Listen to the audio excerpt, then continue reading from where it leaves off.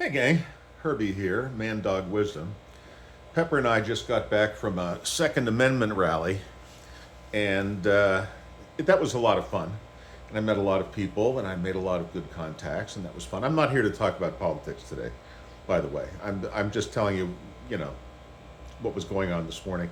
And Pepper, we've already had our outside today, and we went to the park and walked around. Anyway, I'm looking because she's somewhere around sleeping somewhere.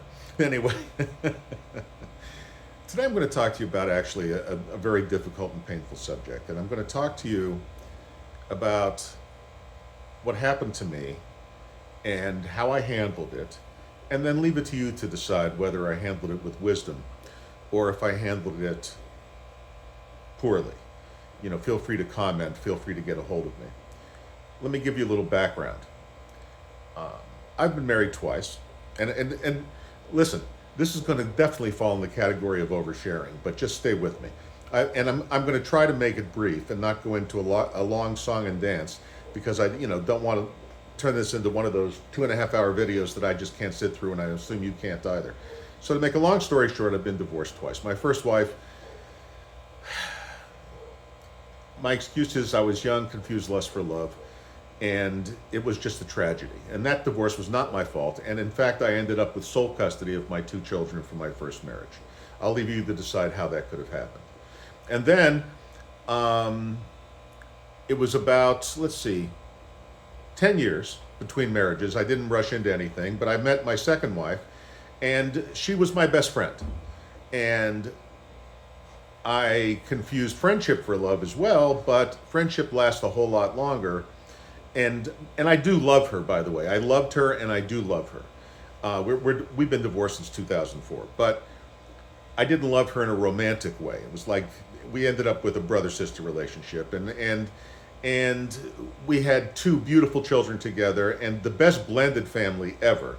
My first 2 children and my second 2 children, they're just brothers and sisters. We don't have any half brother, half sister bullshit in our family, and Terry was a great stepmother and a superb mother. And if I do say so myself, the one thing that I did really well in my life prior to prison was I was a great father. Now, I started out as a fair father and ended up a great father. With the first child, I was fair.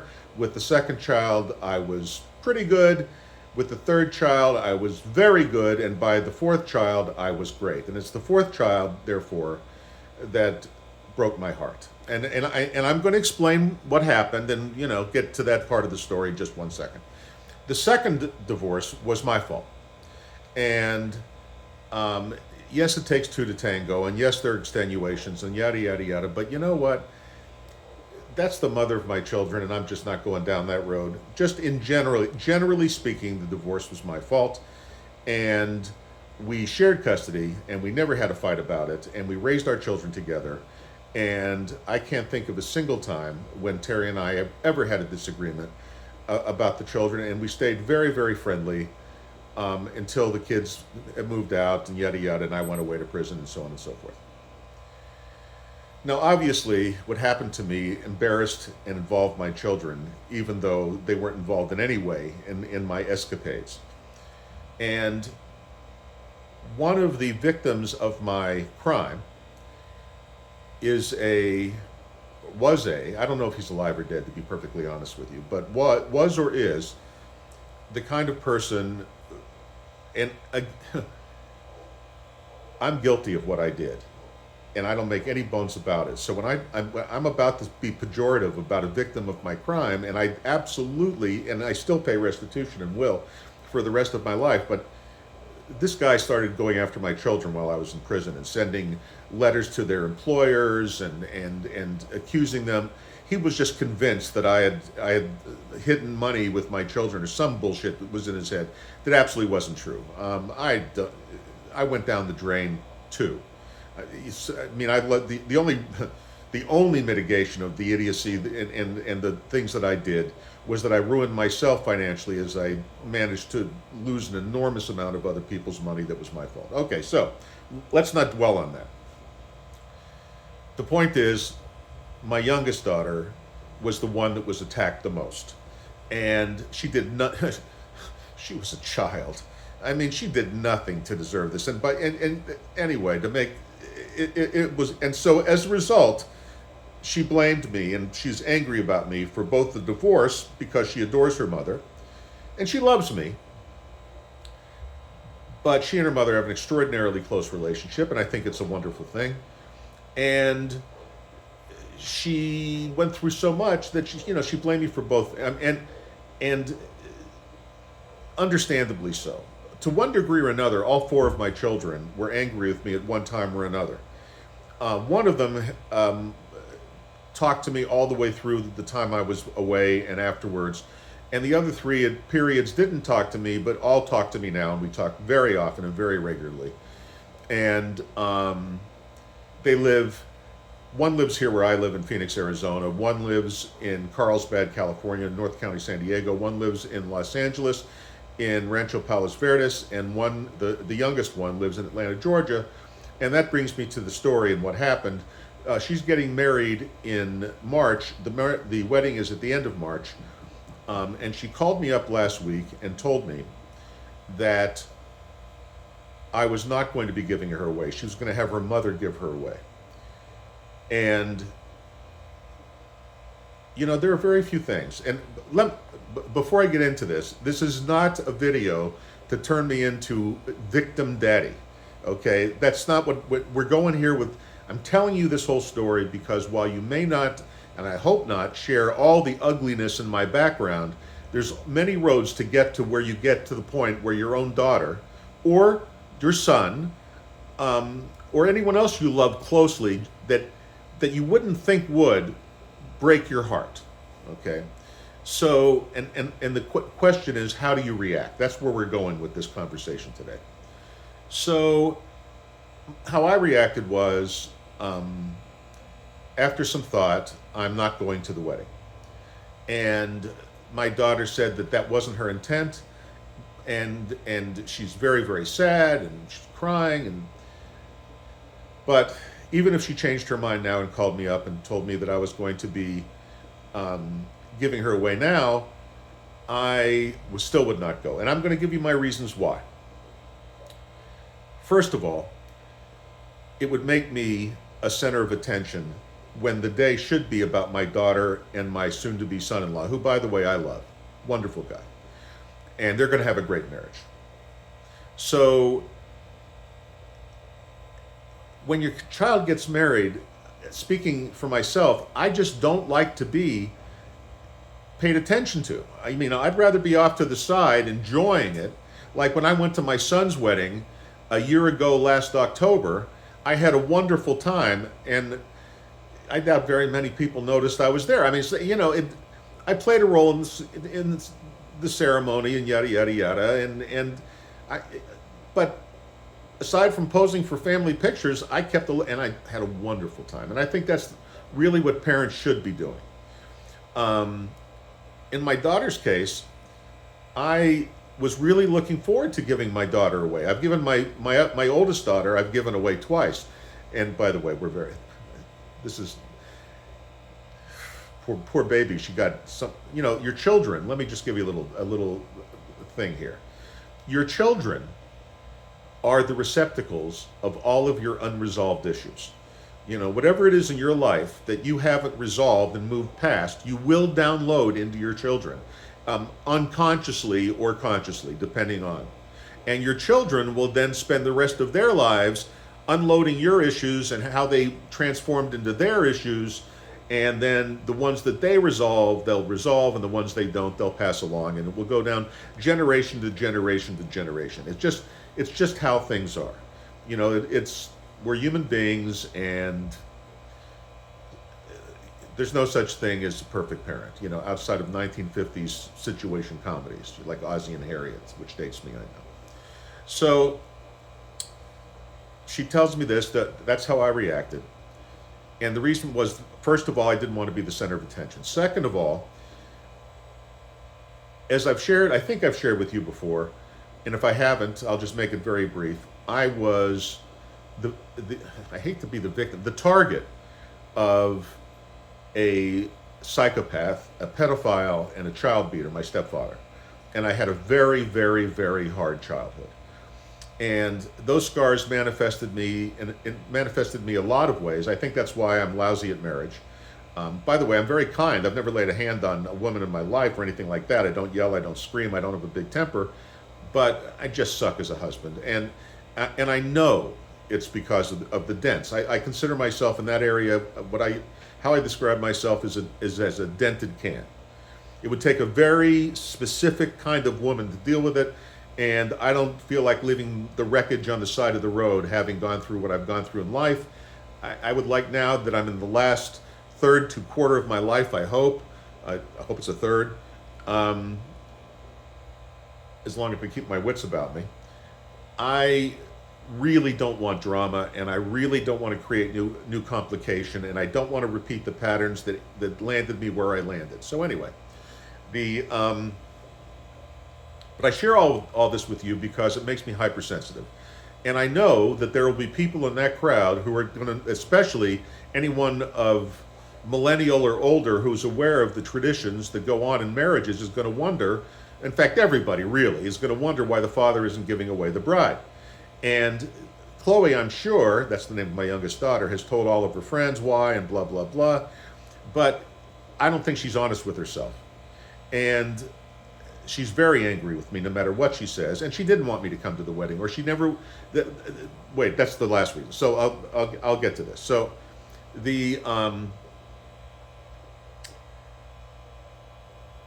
just imagine when, I've done plenty, caused my divorce and end up in prison to, maybe deserve to deserve anger and from my daughter, and that could be why I'm not giving her away.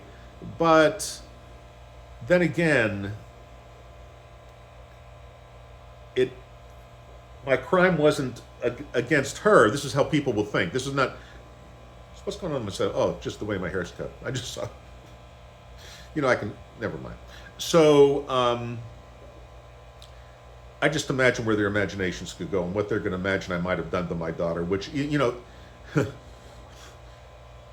no. Okay. No.